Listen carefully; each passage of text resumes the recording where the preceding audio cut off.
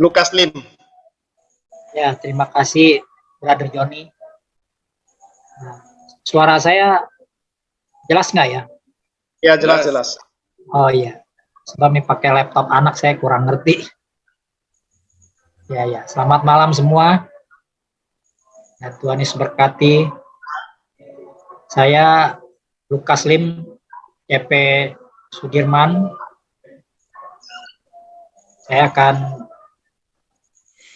cerita waktu saya mulai jadi CP itu saya diangkat ketika pandemi COVID baru mulai. Jadi saya jadi CP itu selama pandemi COVID 3 tahun itu tidak ada mengadakan meeting maupun outreach. Dan baru beberapa bulan ini baru bisa dimulai kembali, kurang lebih sudah 3 kali pertemuan. Terima kasih sebelumnya. Saya sebenarnya sudah jarang bersaksi ya, cuma karena ada undangan dari Brother Robert, maka saya siapkan diri untuk berbagi kesaksian. Ya, semoga bisa menjadi berkat bagi kita semua di sini. Sebelumnya kalau kesaksian ini kurang lengkap karena tadi baru dicatat oleh istri saya kurang lebih sore hari. Jadi saya akan mulai ya, yaitu ketika saya awal baru menikah, yaitu tahun 2003 saya menikah. Saya mengontrak selama 1 tahun di daerah Kelapa Gading. Waktu saya baru mulai menikah, saya baru mulai usaha, yaitu di jasa bordiran. Jadi saya punya mesin bordir 1, kerjasama dengan kakak perempuan saya yang punya 2 mesin.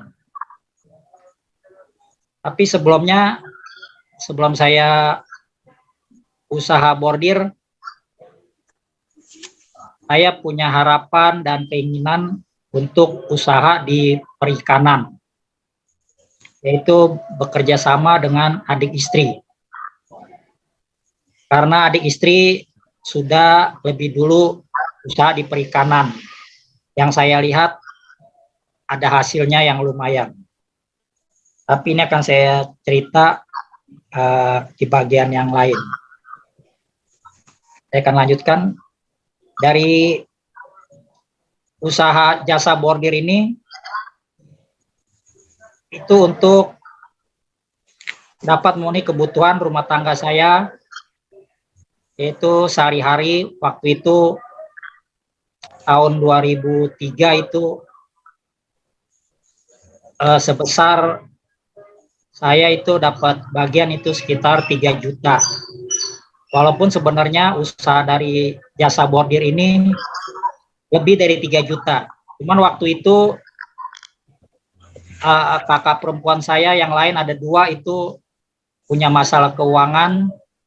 Jadi dari hasil jasa bordir bagian saya, akhirnya saya bagi ke 2 kakak perempuan saya. Semua itu ya saya relakan karena mereka butuh. Jadi saya berdua istri hidup dengan sederhana, dengan penghasilan 3 juta, dan saya masih mengajarkan istri untuk berusaha memberikan perpuluhan kepada Tuhan dengan yang saya punya 3 juta. Jadi sehari-hari saya bersama istri hidup sederhana. Senin sampai Jumat istri memasak dan kami makan di rumah. Baru sekitar hari Sabtu ataupun Minggu kami bisa belanja ataupun beli makanan yang lebih baik dari yang setiap hari kami masak. Atau istilahnya ya kami masak terus di rumah, ya hari Sabtu Minggu ya kami cari variasi makanan. Jadi selama 1 tahun itu kami, hampir 1 tahun kami di Kelapa Gading, kami hidup secara sederhana dari hasil usaha jasa bordiran yang saya punya 1 mesin. Singkat cerita, akhirnya usaha jasa bordir yang saya punya bersama cici saya tidak berjalan dan akhirnya tutup. Tapi usaha bordir ini bertahan 7 tahun, tapi sebelum 7 tahun saya sudah mengundurkan diri karena sudah tidak ada kecocokan lagi. Setelah istri saya hamil, waktu saya masih tinggal di Kelapa Gading dan sudah mau melahirkan, akhirnya saya tinggal di rumah mertua saya bersama istri karena istri saya belum bisa mengurus bayi yang baru lahir nanti, dan nanti akan dibantu dengan mama mertua saya. Jadi saya tinggal di mama mertua saya kurang lebih hampir 2 tahun. Waktu saya tinggal di rumah mama mertua saya merintis usaha lagi di Tanah Abang, yaitu di Metro Tanah Abang. Saya menjual baju blus muslim. Saya kontrak di sana setahun itu sebesar 30 juta. Dan bagi saya uang 30 juta pada waktu itu sekitar tahun 2004 kalau nggak salah, saya sudah lupa, itu sangat besar bagi saya. Di sana saya memakai pegawai 1 orang untuk bekerja di sana. Tapi di sana juga usaha saya tidak jalan. Saya juga bertahan hanya 1 tahun kurang. Barang-barang baju musimnya saya jual seharga 50%. Jadi saya mengalami kerugian dengan separuh dari hasil baju yang dibuat dari konveksi. Hampir separuh saya kurang lebih mengalami kerugian. Tapi saya tidak kecewa, saya tetap mengucap syukur pada Tuhan. Di dalam segala keadaan saya waktu itu, saya tetap percaya Tuhan tetap sertai. Akhirnya segala kebutuhan saya yang bertambah seiring anak yang telah lahir, saya mengucap syukur Tuhan juga tetap tambahkan walaupun tidak cukup besar. Setelah di Tanah Abang toko saya tutup, akhirnya saya kembali kepada membantu orang tua saya yang pada waktu itu masih ada usaha cucian emas. Jadi dari toko-toko emas itu papa saya terima cucian emas. Saya akhirnya membantu kembali waktu toko saya sudah tidak berjalan karena papa saya sudah mulai tua dan juga mama saya. Jadi tugas saya mengantar itu barang setelah selesai dicuci dengan bersih oleh pegawai. Dulu ada pegawai yang ikut papa saya lama, ya kurang lebih hampir 19 tahun. Tapi dari usaha itu setelah berjalan, juga setelah papa saya meninggal, usaha itu beberapa tahun juga akhirnya tidak menghasilkan yang memuaskan karena pegawai saya bekerjanya mulai tidak jujur, sehingga bahan-bahan emas yang terpakai itu saya mengalami kerugian. Dari punya penghasilan di sekitar 7 jutaan misalnya paling sedikit, akhirnya turun terus hingga mencapai sebulan itu keuntungan hanya 1,5 juta.